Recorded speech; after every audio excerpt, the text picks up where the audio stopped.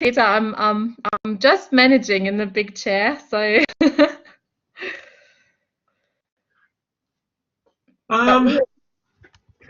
Oh, sorry. Yeah, she is killing it. She's doing a No, great job. not yet, not yet. Doing a great job. Absolutely doing a great job. Sink the boat. Oh, so you got some lovely students in your class. You're very lucky. Good people. Yeah, some wonderful ladies. I don't think I've had Jordan before. So. And there's another one that I know. Yes, he has the best ones, that's for sure. I'm male, I know. Sorry, John. Rightio. Shall we kick it off? I think we can. Hi, Michelle. Welcome, everybody. We have a guest. Steffi's going to talk to us about the Global Business Challenge tonight. I think it's a really good initiative. One of the best things about our MBA, I think, are all the activities that are involved around it. I saw one today about social business, which unfortunately I won't be able to attend, but it looks really good. And one of my students is involved in it. So they have a lot of really good initiatives. So, Steffi, I'm going to hand it over to you for a few minutes. Thank you, Luke. Thanks, everyone. So, like I said just before, I've got total course envy. So a big hello to Peter, Michelle, and Zoe. So you do know me from the strategy course, or some of you know me from that course. And at the moment, I am also filling in the big shoes of Chris Fleming in the MBA director role. And so I have the great pleasure to introduce our Global Business Challenge 2019. It is the one big giant MBA competition that we're doing once a year. So we have a very small team, one single team of 3 or 4 students that get to be chosen to be part of this, and you will be competing against some of the top universities, so all other MBA programs of these top universities in the world on a very, very large global challenge. And the winning teams get a very generous, I think it's up to like $15,000. It could be even $20,000 prize money. And more importantly, they have the opportunity for a potential commercialization of their business proposal as well. It's, as I said, a massive global competition. It is hosted by University of Queensland this year. So we are quite lucky once again that it's hosted in our region. And you have to come up with a very implementable business solution on one of our biggest global problems. So in the past, it was about water, about food, about health, about energy, and about safety. This year, it is very timely. It is about our lost trust, or kind of worded positively, how to regain trust between customers, the broader community, and the financial sector, where you have to work with developing some sort of disruptive solution to enhance this customer value and trust again. And I mean, there couldn't be a better day than today, I think, coming out with a solution like this, considering, oh, Jordan, you might have to be in to be actually thinking about this. So as we know today, it has come out. We have a really amazing industry coach. We have several academic coaches, and we have some corporate and commercial banking and finance coaches that would help the student team. So we are looking for someone like you, Jordan, and Peter and Zoe, and there's actually, and Michelle, there's so many, like you guys would actually all fit in this really well. So we look for students to have some sort of knowledge or expertise, if possible, in one of the 3 areas. Like strategies, such as marketing, people management, operations management, in the finance sector, if possible. So Jordan, you already dopped yourself in here. So accounting, budgeting, or some sort of finance knowledge. Or Jordan, you're going to be on my stalking list now. Or some tech knowledge. So because we're talking about disruptive technologies, but if you don't have a particular professional expertise in any of those 3 areas, we would still love you to apply, because we all know that there's the strangest complementary skills together can make an amazing team. So we hope that you have completed the first 40 credit points. I know the 3 ladies, you have that, so you are on my target list, but it's not mandatory. So we do encourage to have some sort of knowledge relating to the competition, but if you don't have it, please still apply if you find it really interesting. Peter, watch a Jordan, she'll track you. Oh yes, I'm in stalking mode already, professional stalking mode, of course. So if you are considering to apply, we have a collaborate session tomorrow night from 7 till 8. And Luke has kindly agreed to share all the login information for the session and more information on the global competition, global business challenge on your Yammer side. You can contact myself. At any point in time, you can have a bit of a browse on the site, and you can also see the link there. So if you like, just join us tomorrow for the 7 till 8 p.m. session. So it will be hosted by myself, and it will be hosted also by the industry coach, James Brockhurst. And James is a leading sustainability expert and has a lot of information and background knowledge when it comes to the actual topic this year. That's why we chose him. The timing and time commitment, Peter, is it really goes from we start as soon as we have a team, which we hopefully have in the next 3 to 4 weeks, and then it goes up till June, where you have to submit a first proposal. It will be short and sharp. It's not really long, but it can be very involved. So you work with James, and in the background with myself and Nick Barter and Chris Fleming. So we'll be all helping you as much or as little as you want. You also have the former team member Les. They actually became second in 2017, so beating I think 35 other teams. So he will also join and help. So it's a massive, massive challenge. A lot of media will be on you. And when you submit the first round proposal and you get to the second round, it will go all the way to the end.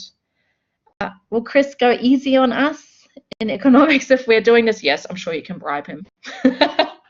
So so it's a wonderful, massive opportunity.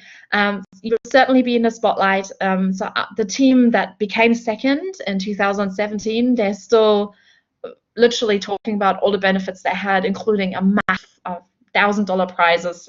So a really, really big challenge, a great opportunity for anyone who likes a big challenge, and for us in the MBA is something really, really important because it connects very closely to the sustainability and responsible leadership core values. So I hope that I got your attention, and I think I'm going to stalk a couple of you via email tomorrow morning. So I already apologize that I will, but Jordan, Zoe, Peter, Michelle, so you might be on the stalking list.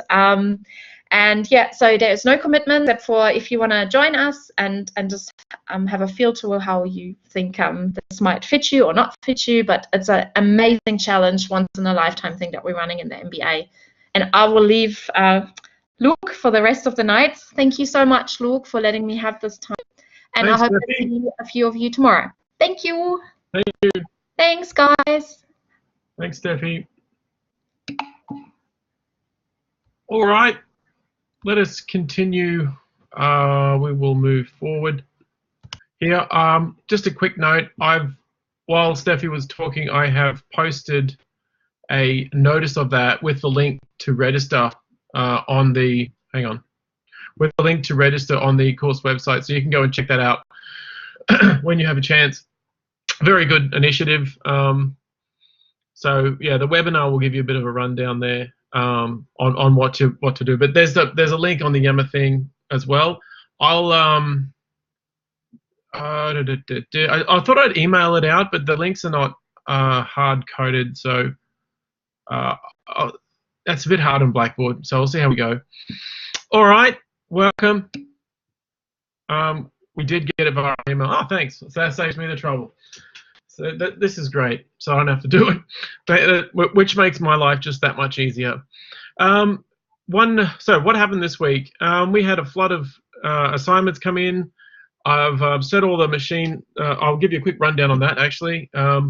So far, I started today, and my plan is to have them done by Tuesday, a week from, not tomorrow. That would be wonderful if I could work through the night and not need sleep. But I'm hoping to get them to you by Tuesday next week. Maybe a bit of depending on how things go. I like to get them done reasonably quickly, but also to give you a decent amount of feedback. Now, this time around, even though everybody submitted on Turnitin, you will be getting an email from me first with a rubric in it that will show you feedback, and you'll get like a little PDF. Hey, I've thought of that. I have thought of text mining to make it work. I actually had a colleague work on it, but the problem is some of them are the same and some of them are not. So trying to train, a friend of mine wanted to, he actually looked right into it. He's going to train some kind of semantic engine to do a comparison, but the setup was actually more time than the marking. So it was considered to be, anyway. Yeah, it is like shortlisting candidates. Get some bots looking after it. Yeah, I do need some bots. I would need a few bots. So if anybody knows anyone in the Russian mafia, by all means. It's so far I've marked 10, and so far pretty high quality. So we'll see if that. I mean, after 10, what can you tell? So it's pretty good so far, and it's interesting to see the breadth of topics. I'm learning a lot about a lot of different things, which is good and bad. Another announcement: we've uploaded a podcast in the main area there that we recorded on Friday, called Assessment 2 Data Analysis. I'm yet to add it to the course website, but you can download that and listen to that. Oh, I didn't get the email with the link on tomorrow night's webinar. Just log into Yammer. There's an announcement there. I'll give you the. I've literally just shoved the announcement there. So if you want to learn more about it, you got this link here, and you've got this is where it will be held. But if you wanted to register for the webinar, I've got this link. Just give me 1 sec. I'll give it to you guys. That way you don't have to go there if you are thinking of going. And that way you should be able to click this straight from to save you. So this is the link. It's an ugly big link there, the forms office thing, and that would be to register so that you'll get a spot in the. I sound like I'm selling something here. Get a spot in the webinar. I feel like those guys selling internet marketing. All I need is the Lamborghini and an iPhone driving around telling you about how great the MBA is. But anyway, check this out. I gotta say, I've met James. I had dinner with James Brockhurst once at a conference a couple of years ago before I even knew who he was, and he's becoming quite famous now. He's an amazing guy.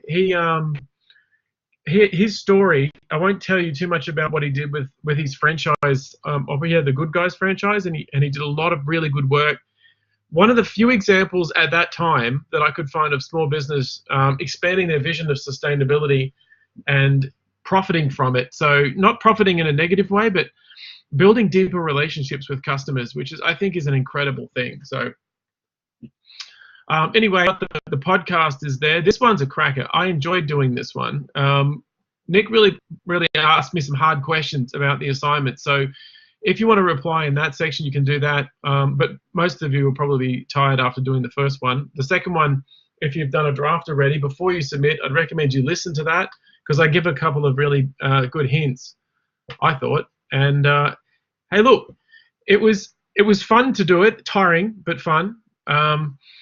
So if you can download that and listen to it, that would be great. I'm happy to look at drafts for feedback. My general rule of thumb for that is I can't give you specific feedback like this will get you a 5 or 6, but just to see if you're on the right path, if it makes any sense. If you start, so I've got to say I've looked at a couple of ideas so far, and there's some way out stuff coming through. What the MBA people. So some of you, I know that it's been like 50% of people listen to these later. If you're listening to this, and I should load up my slides for the next one. You will find that there's got to be where we can share some of these, because some of them are just amazing. Some of them are what people are doing with data. Really amazes me every time we do it. Right. So that's the 2 big announcements this week. That webinar, I've sent you the link to that. You can register for that. I'll attempt to email that out I'll give it that to everyone in the cohort. I mean, some of you have already got it, some of you didn't. Right, what are we doing? Where are we? We are in week 4. Hard to believe. Week 6 is probably like a revision week. We got one more week, and then a week after that. So I think 2 weeks from now, 2 and a bit weeks. The 29th. When's your assessment due? That's the other thing I had to remind you of. Your assessment is due on the 22nd of February. Now we're already in the 4th, so we've got a bit of time. The reflective journal is due on the Monday, so the end of week 6. And of course, I've banked up 2 days there, just in case there's problems, because there's been a lot of problems this time around with floods and torrential rain and all kinds of things happening. This week we talked about, I can't remember. We talked about yes, solutions, right? So this week's a very interesting week for a number of reasons. So now we've gone past most of the theoretical stuff in the course, and now we're talking about execution and implementation. So the capability. So once again,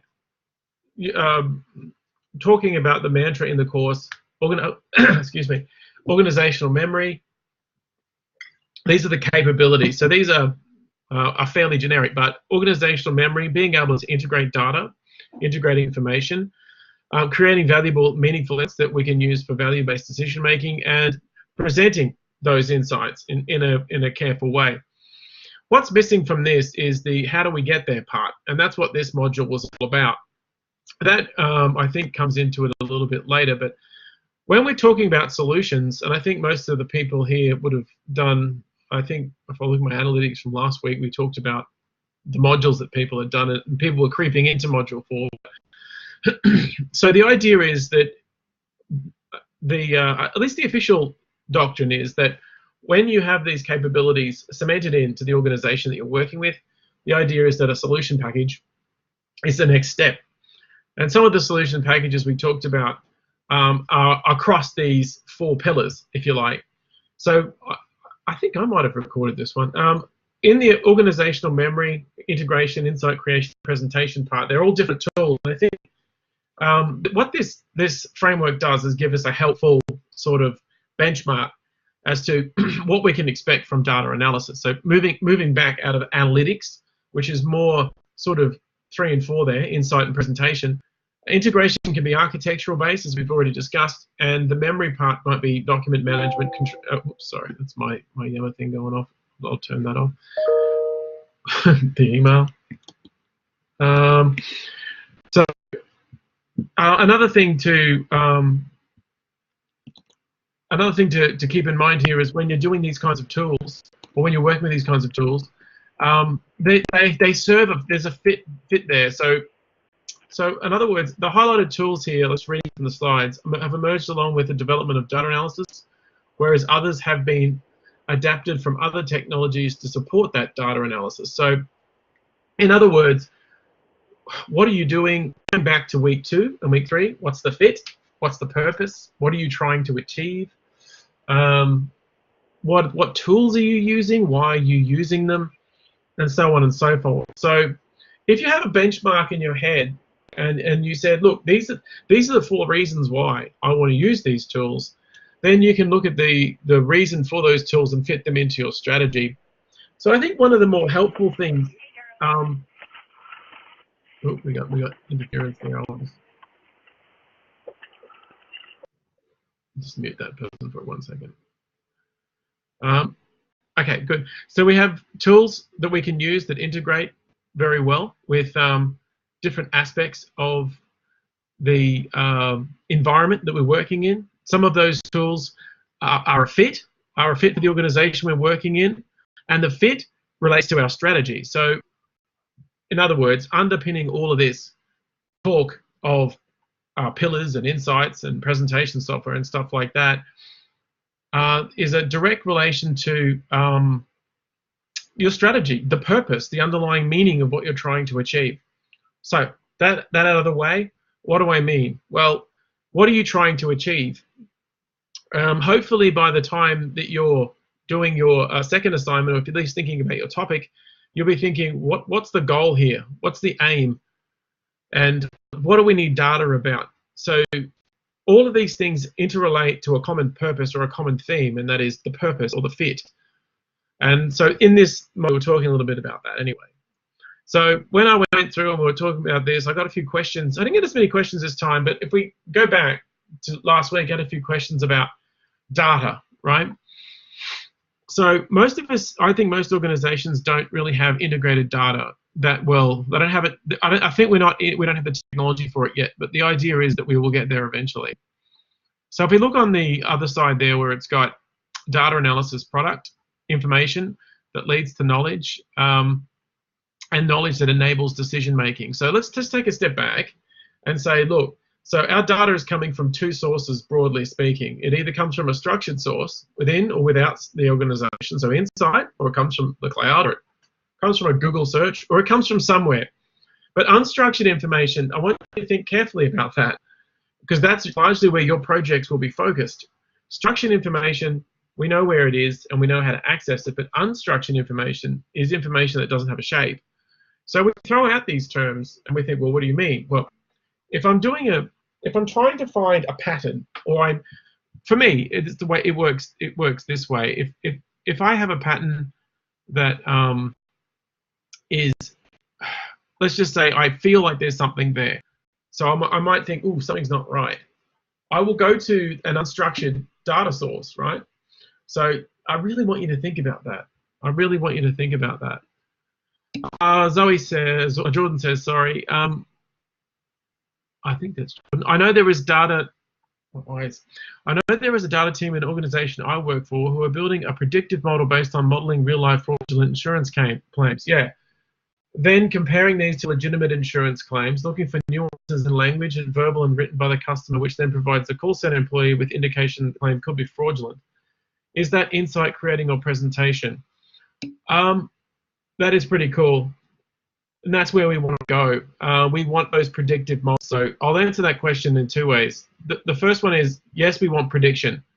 Prediction is the goal, because having the tools and the connections to the system in that way allow us to be able to build models that we can make future decisions from. So what I just said is a 25-year-old idea. So probably even 35-year-old. They wanted, when they had decision support systems, to be able to make these predictions. We're now in a place where we can do it.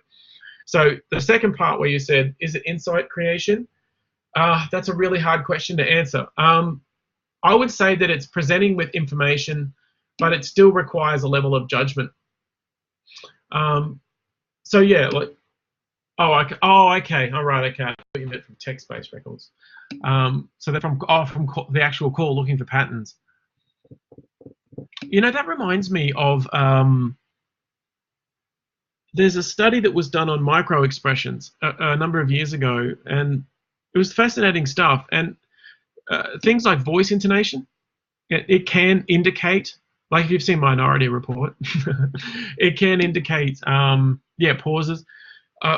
Someone I know, one of my old management supervisors in another department I worked in, actually said that if you ever get picked up by the police, that you've got to watch how you speak, and not that any of you ever will be, but you've got to watch how you speak, because sometimes some people that are more experienced know to look for those pauses.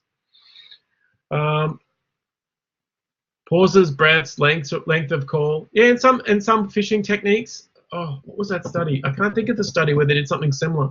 Yeah, that's really fascinating. Thanks for sharing that, Jordan. That's really interesting, because I find that, so you are generating insights, but you're also presenting those insights in real time. So it's probably both over those pillars, but I would say it's more insight creation, in my opinion, because you're looking at a call and you're generating fresh data based on existing data. So it's kind of, so it's really interesting. Enron internal email study was an interesting example. I saw a variant of that actually a number of years later. I looked at it coming from a management point of view, the Enron stuff, and how they kind of collaborated to cover the truth. I thought that was interesting. It was a great example of collaboration, but for the wrong reasons. Also looking at predictive modeling of customer spending habits to predicate life stages, which is also cool. Yeah, I'm working on, I think that prediction stuff is interesting. I'm working with a group at the moment, and we're trying. Well, when I say trying, we're trying to build dashboards that can help people understand how to predict actions taken from engagement in advertising, leading up to like indicators of purchase intent. So there's this kind of thing coming out. Like when people engage with your advertising in a certain way, there's an underlying subconscious thing that happens that people can, and this is online, so we are able to reasonably predict, or Facebook can at least, reasonably predict the behavior patterns of people as they go to purchase. And they have something like 100,000 factors stored in their database. I don't know how many Google has. And they actually have algorithms designed to predict purchase behavior built in to their advertising model now. And it's learning all the time. So in 5 years' time, it's going to be very interesting. Maybe 10 years, by the time it's learned enough, we'll be able to predict all kinds of, we might be able to predict a business model. So it's really, really interesting. The Enron one was particularly interesting. There was another one there on, a friend of mine did one on predicting milk production years ago that got adopted by the state government, which was really interesting. Is there anything I don't? I read a lot, but there's a lot of things I'm not particularly good at. Like if there's anyone here that's a great plumber, I'm terrible at plumbing. I don't know anything about anything to do with that kind of stuff. But if you can read, you can find it these days, right? You can get online, you can learn about it. YouTube is your best friend. But yeah, no, there's a lot of things that you have to read in a job like this. Where were we? All right, so unstructured information. That's the ticket. Once we can take unstructured information and make new patterns through our data analysis process and our solutions, we can make much better decisions. And it's taken a long time for people to pick this up, which is surprising.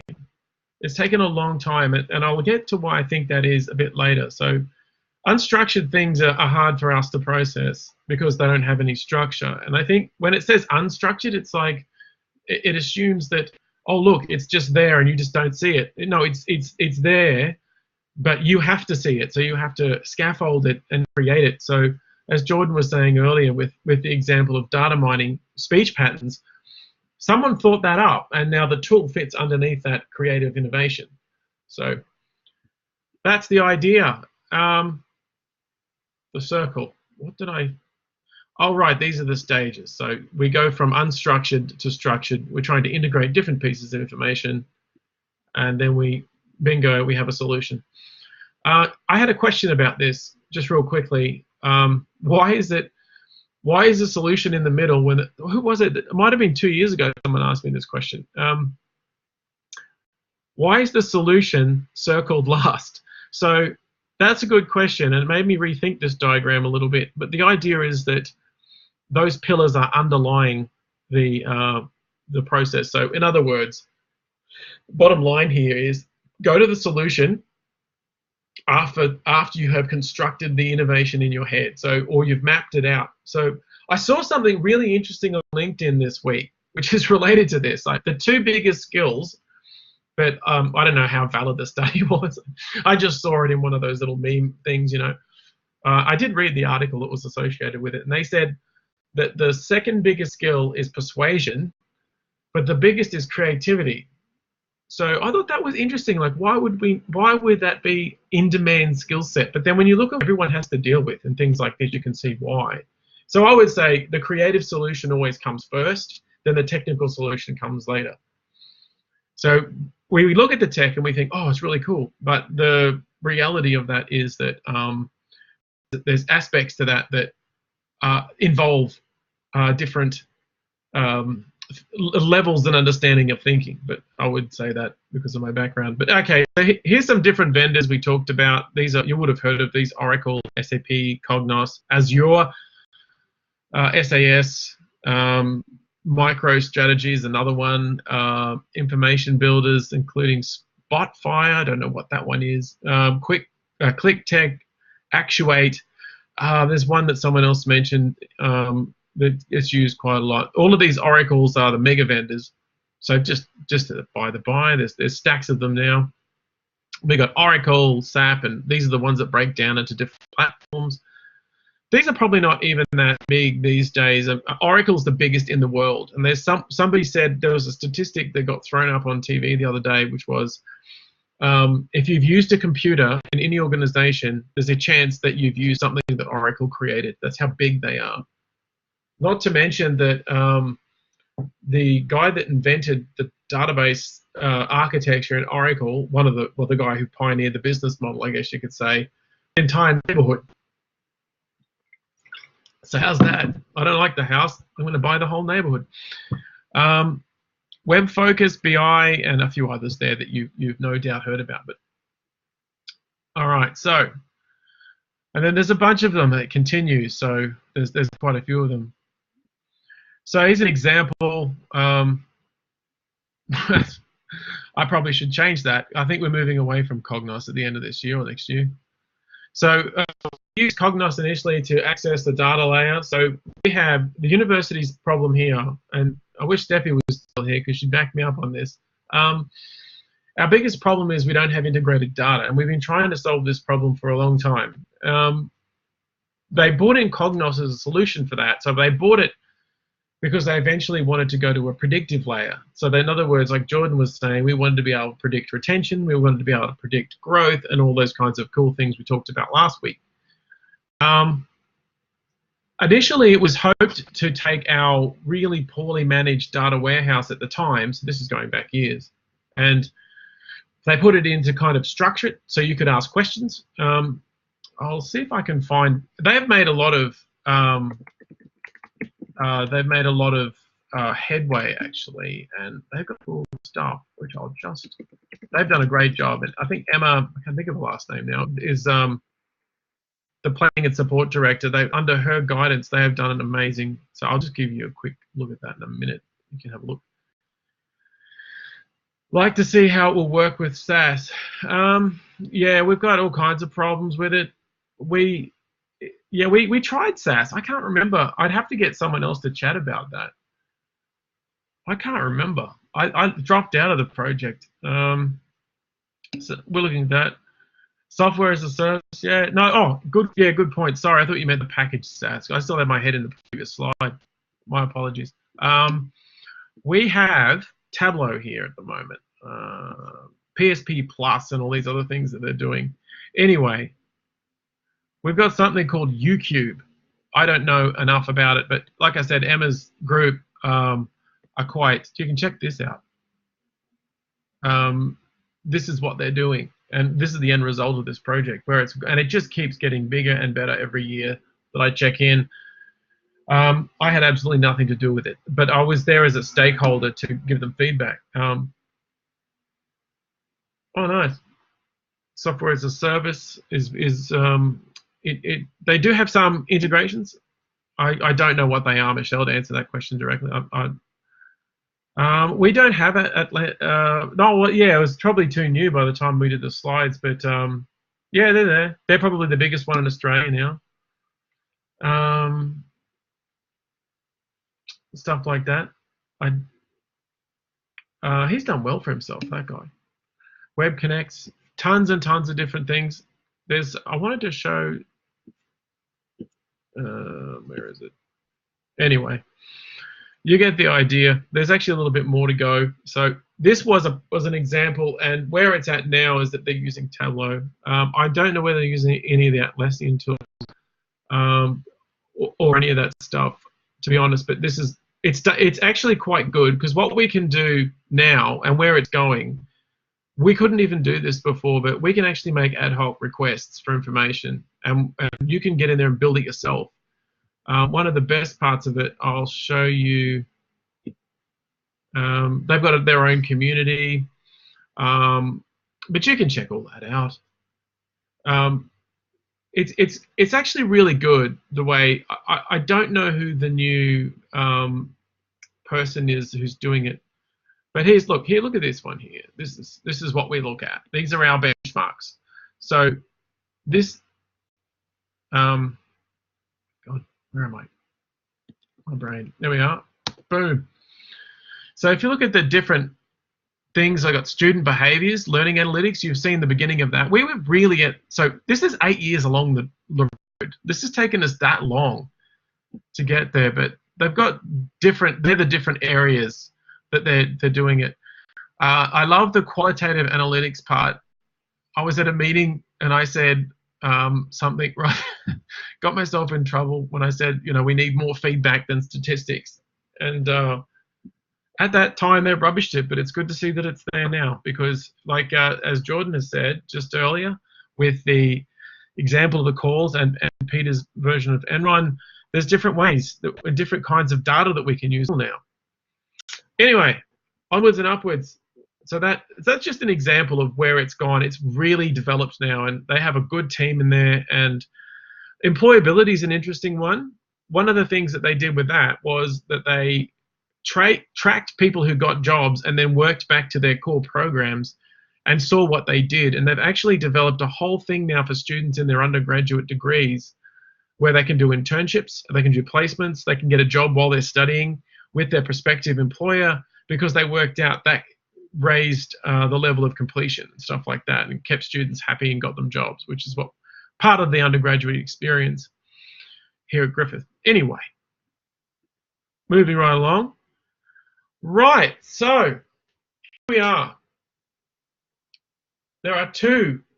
So I've had a couple of questions about this week. But I prefer to call this the systems development life cycle because I'm older. And when I went to university back in the day, this is what we called it. We called it the systems development life cycle, or the SDLC. Now it's become called the waterfall approach.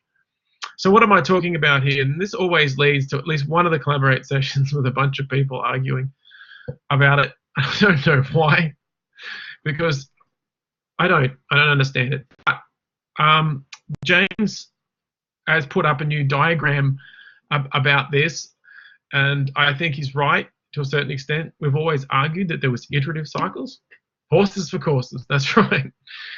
So I've heard it explained a number of ways. I interviewed someone with a lot of experience recently, and he said, look, one approach is better for longer, larger budgeted projects where milestones are important, and that would be waterfall.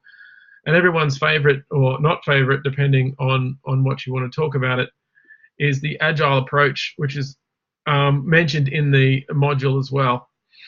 I skipped right past it, didn't I? And agile is more of a and I talked about this in the podcast, and I think I stumbled over this because I'll show you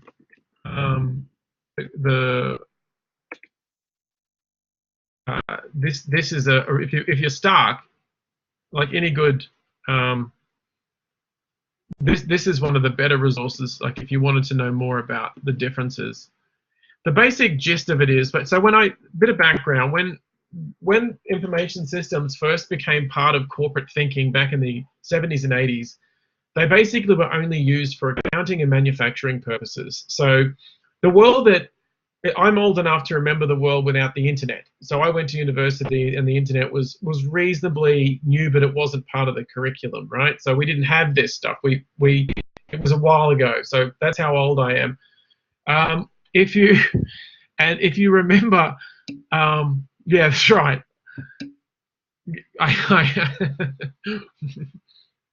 That's right, very young, except Jordan, of course. So when I went through, right, and this is a rant, there were all these different approaches, but the idea was, and I'm not joking, the idea was that you would sit down with people and you would plan out, like you do today, you plan out the system, and the idea was that it would not be a broadly integrated web-based cloud solution. It would be a solution that was fixed to the wall, and a lot of banking sectors still have that kind of fixed, server-based mainframe style approach. However, Agile came along at a time when we used to call it prototyping, really, but I mean, it is a bit different. So the idea is that, much like the concept of the minimum viable product, if you've heard of that concept, the idea is that you put something out, you get it to a working order, and you iterate closer to conclusions. So people favor this one at the moment because it's faster development cycles, and people like it because you can, so in other words, you can start something straight away and build an approach based on feedback. So you can use concept of iterative feedback loops, like iteration 1 and 2 on this slide, and you can keep going and going and going and going and going until you reach a solution that's workable. And there's upsides and downsides to both. The waterfall one is kind of like how a movie is made. So they come up with a plan, they make the script, they hire the team, and they do everything in a logical sequence until the end. Now, in Agile, you're still following a logical sequence, but you're iterating the plan. So in the waterfall example, the idea is that you spend a long time coming up with a plan. So there's where it says project start. So everything that comes before project start is what goes into the planning phase. So we used to call it logical design and physical design. This is back again before cloud solutions. So we would logically design a system, how it would operate, and then we would physically design the architecture and everything that went with it, and then we would build it. The building part is what these two approaches are about. They're not about the designing part necessarily. So what am I doing here? Right, I just lost my spot.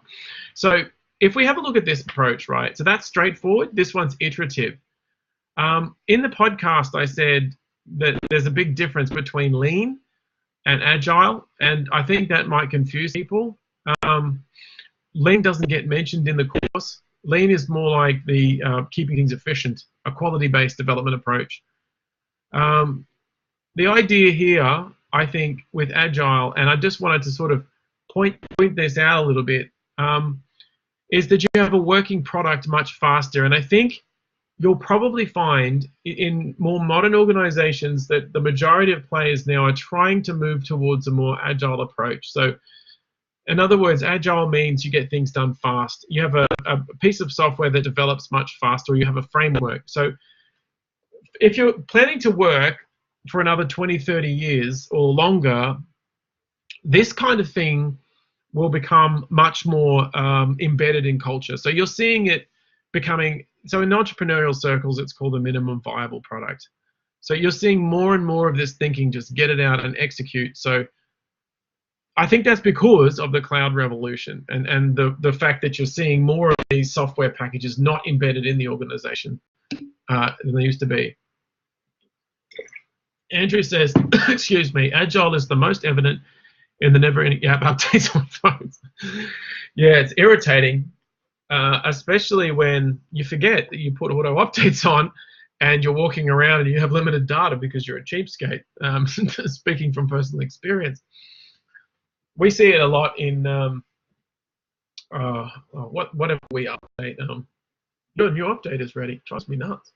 But yes, I understand why they do it. So if you've ever seen, if you spend time on Instagram and you look at the ads, you'll see people put games out over a weekend and try and sell them via the ads, and they are usually of very poor quality. And that's an agile development process. And it is also how we manage plenty of non-tech parts of our business, get it out and develop it from there. Yes, that's right. So in a university environment, speaking from my somewhat professional experience, I think that works much better half the time. I found that our projects, if they're sanctioned, as in they've come down from the Vice Chancellor, they'll follow this process. But if you want something to work, it's always going to be this. So the question is, do you think it depends on the organization? And budget, I would say. I'd add budget to that.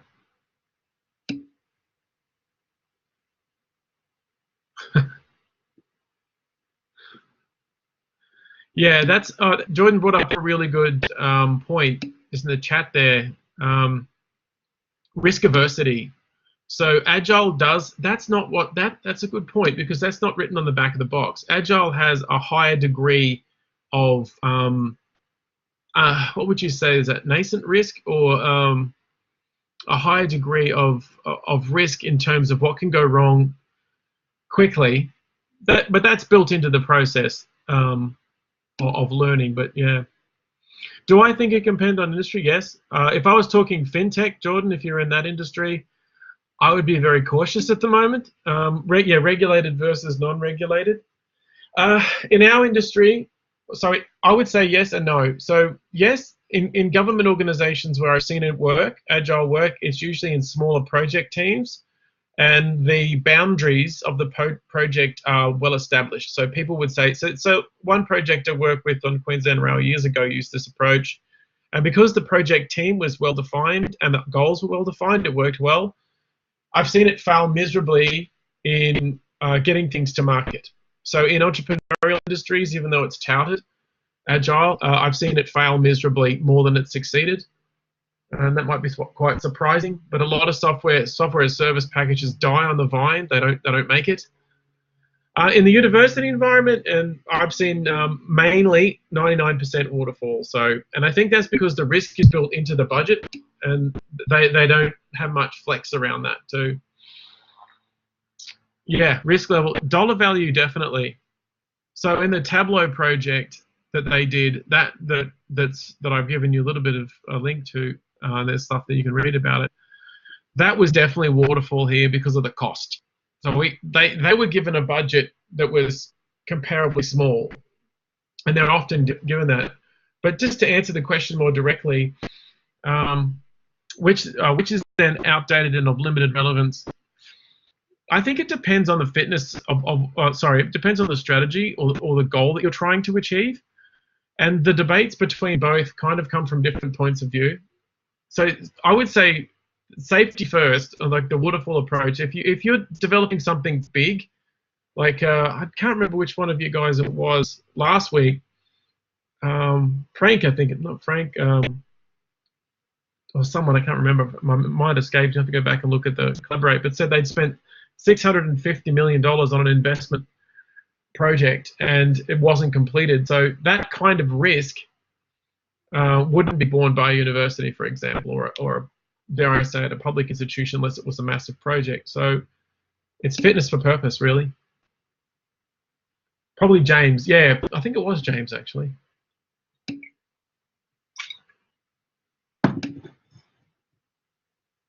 I think so, Zoe. I think he is in rail, yeah. My assessment two-piece is pushing agile approach to local government. Part of my rationale is about proving the benefit. Yeah, okay, thank you. That's what I was trying to say. That's a great point, Peter. It's about, so going back to your question, it's about the benefit and the value proposition that's wrapped up in the benefit there. It's really important about that. And I think one of the mysteries of especially product development and business development in general is, like Zoe says, I think you get better bond with the agile approach. You definitely do. I found that to be the case as well, because if you can show somebody something working, it tends to get a little bit more traction. I've had that experience here a number of times where we've tried, like this whole MBA, for example, was built on the back of that idea that they just pushed it out and started trying to make it work. And eventually now they've got a very high quality product as a result, I think, in terms of the, what I mean in terms of the infrastructure. I'm not just doing Steffi's job for her again, but the way that it's designed, and very high quality. Actually, without making a joke about that, compared to other master students in there, I'll pick on our own institution, I won't pick on any others. The people in this course have a much higher level of engagement, statistically. So we can go in and look and say, that, like, some of you all are really, really into it, to the point where you think, why is someone clicking that link? But as we looked at that last week, but getting it out, getting the word out, actually caused it to grow. So there's a trade-off. When a project is really well defined and it's got 100 million to spend, it usually falls into the waterfall category. But yeah, it's interesting. It's interesting. I've seen some things, but anyway, my point was sometimes you don't even know what's going to work until you try it. And I'd say the guy that invented prototyping, P-R-E-T-O, prototyping, worked at Google AdWords, and he had before that he had one really successful business, and another successful business, and it was in the software industry, so they used these approaches, and then it failed. and he wanted to know why it failed. So he actually developed ways and means of putting things out as a incomplete product to get the feedback to see if people would buy it. So, oh, what's his name?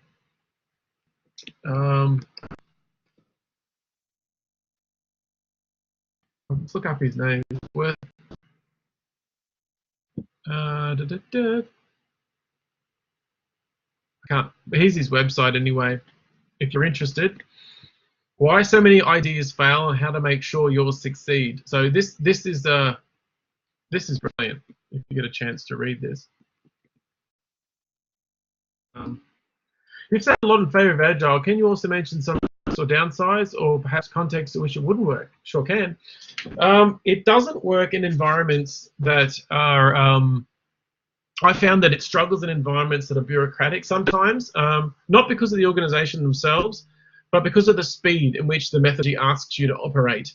So it kind of asks you to do things quickly, and there are times when it can fail in that way. So I've seen it fail in some NGOs before, where I had the privilege of going on a really big study team once. I saw it fail because the speed of the development was throwing up risks. So some of the risks might be spending money on things that don't work out. So in an organization that has a lot of risk attached to it, and they're risk averse, like what Jordan was saying, those type of organizations struggle with the speed and the development. So there's some risks there in terms of execution, is what I'd say, Andrew, is that sometimes when you try to execute Agile in a structured environment, it fails because of the environment. It just can't keep up with the pace. And to me, some environments are highly structured for a good reason. And we all want our workplaces to be freewheeling, happy place, whatever, like Valve or one of those organizations where everybody has chairs that roll and we can interrelate on projects. But some things have a lot of regulation and compliance. And it's hard. Jordan's just mentioned that again. It's hard. It does need lateral thinking, Michelle. Good point. It needs that. It needs that lateral thinking, and it needs wisdom as well. Fitness for purpose. So I would say it would not work in highly regulated environments. Yes, it comes. Yeah, well, if you've done the problem-solving course, which I'll plug endlessly, we talk about that, and we talk about that in great detail, and it's very. And we do that. I work in medical devices. People don't want experimental objects implanted in their skulls. Thank you, Nicole. No, they don't. And yeah, that's a good point. So, Andrew, it can, if there's a higher level of risk, the agility sometimes doesn't consume the risk as well. And that's like, in the podcast, we're talking about the lean approach, and people confuse the terms. Lean is quality-based, and lean is you already know the process and then it works, and you're just trying to make it more optimized. What about the sandbox printing limbs? Yeah, well, that's going to happen, isn't it? That's going to happen. The sandbox approach is great. I've used that a number of times. I think that's a really good thing to do to create. And there's something like 100+ different methodologies that come under these categories, but these are the two dominant ones. I use Sandbox. We used it a couple of years ago in an interactive textbook, which was great. I've seen it used here. They use Sandbox. They love it here. They have new software. Yeah, that's right. I think. Thanks, Peter. Thanks for that comment. Yeah. You should check that out. Sorry, I'm answering the printing limbs thing. They've also got. There's a stack of stuff. I haven't read enough about it actually to know anything to speak logically about it, but I can tell you that they are doing that. They're printing them now. It's fantastic stuff. So yeah, I would say, let me answer that question. Like, let me say, add this to the agile versus waterfall approach, that there is a level of risk in both approaches, but the agile one carries a higher degree risk and risk tolerance needed. So you have to have the stomach for that. You have to be able to create something and be willing to see it through and learn through the feedback. I'd say the hardest part of the agile approach is learning through. That's right. Is 3D printing? Yeah, is learning through failure. That's what I was trying to say. You have to love failure in the agile approach, and you have to embrace it, and learn through the feedback to get the insights you're looking for. But it can lead to great success and lasting success as well. So learn fast and fail fast. Yep. Fall in love with failure. I could use a new knee joint. Wonder if they can do that. I'm looking forward to the day where you can just take a leg in and then replace it with all the broken parts. Could you just show a new knee on here, please? Looking forward to that, Andrew. Looking. I don't know. Can you get us a discount? Is the next question.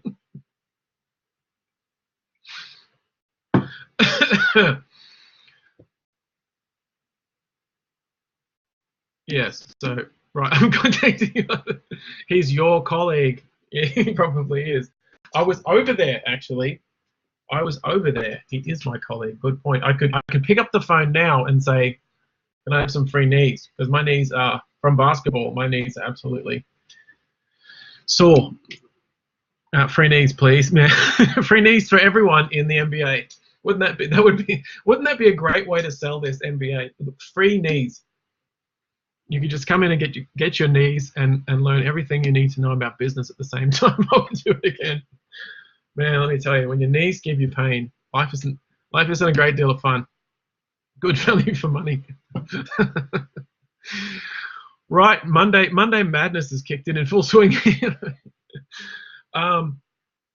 There's some great stuff happening with 3D printing, and they've done such a good job on the Gold Coast of integrating it. I think Jen, I can't think of her last name now. I met her a few years ago when it was just starting out. Where she's at now, it's just nuts. What they're doing, it's nuts. What costs more, a new knee? The NBA, definitely. You could probably get 5 new knees, especially if it's printed. Because if it breaks, you can take it back and they can make a new one. Thank you, Andrew. Thank you. Everyone, check that out. It's got some of the coolest stuff that you're likely to see. And they make ping pong brackets, but no, that's sports technologies. They do all kinds of stuff. I really like the way that the medical school operates. It's got a hospital there, and it's all kind of integrated. It's an amazing innovation, actually. It's one of the things that I think they did really well here. And when we go off, Mike will tell you the things that they didn't do well. Anyway, so wrapping things up, all of this stuff about tools. Thanks, Michelle. I'll send that to Frank, actually, who's in this area. He'd be interested in that. So that's really good. Are there any other questions for tonight? I think we've kind of covered this. We've got dashboards and everything. So this one's all about the approaches of execution. So there's some great questions in there about Agile, by the way. So that was good. You can ask a question about privacy. Shoot.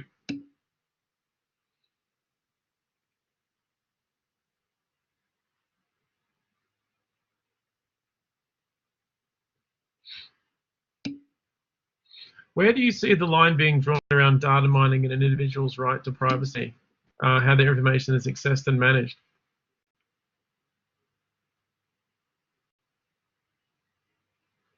Good question. Zoe. Talk, because it would take too long to type. I was actually thinking about that when you were showing all the data analysis last week with regard to what you can extract from Collaborate.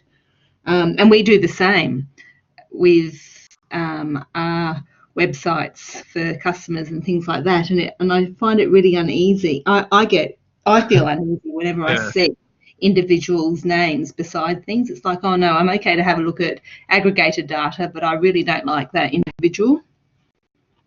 I find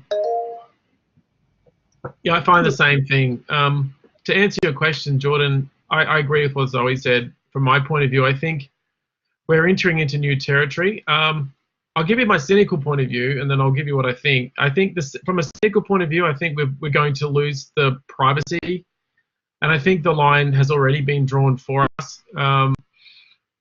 I think we live in an age where, and I think when I co-wrote, I did something with Nick Barter called "Is This Okay?" And when I was co-writing that, I was also teaching a course, oddly enough, on information control. So it was,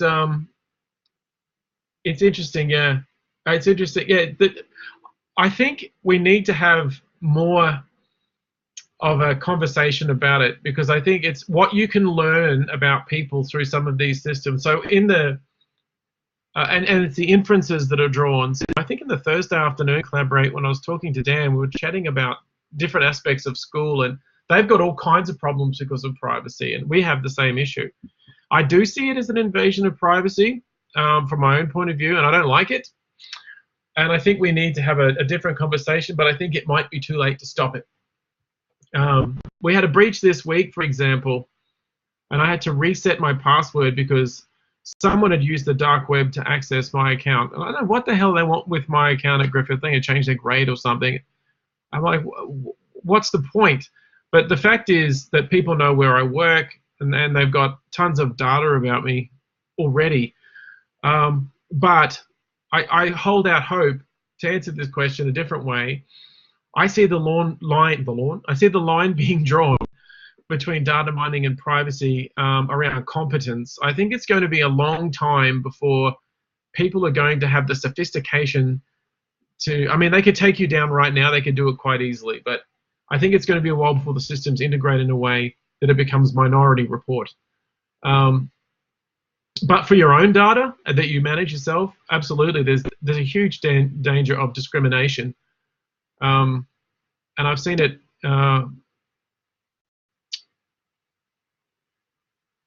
all the resistance to e-health. Yeah, some of the arguments I've heard around that. If you've ever had someone who's been, I don't know, in your family, I've had this personally, I know, not me, but other people I know that are chronically ill, move between hospitals, and you have to keep explaining things to doctors all the time, and you have to keep saying things again and again and again. So that's an example of that. I don't think we'll get to I think we'll have, I don't think we'll get to a stage in the near future where, yeah, people are scared to sign up. And I've heard intelligent people argue that it's going to be used for psychological profiling and stuff like that. And I just don't see why, having had what I've seen and what we've been through in our family, it's like, well, it would be nice if these people actually talked. So going into a hospital and waiting for 8 hours or 2 days or 3 days to get reports that you've already had generated can be quite, yeah, 70+ people need it. It's an interesting problem. I don't know, yeah, so I think we're going into an age where your privacy will get less and less and less. It's not a good thing, but at the same time, I think it's just, I mean, although big companies like Apple are trying different little tricks to push back against it, like telling you you don't have to store your data and stuff. So I'm scared of it. Yeah, so I don't know how that's going to go. That's a good question.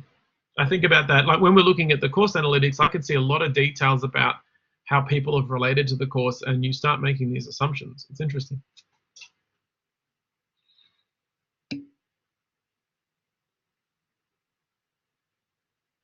Yeah, Andrew's just made a really good point. I think there's another element of data that's not privacy. It's the patterns we form that we aren't aware of. Yes, it is. That's a really good point. And that's a lot of these projects, including the one that I'm working on at the moment, looks at those patterns rather than the individual's private data. But you can't have one without the other in some cases.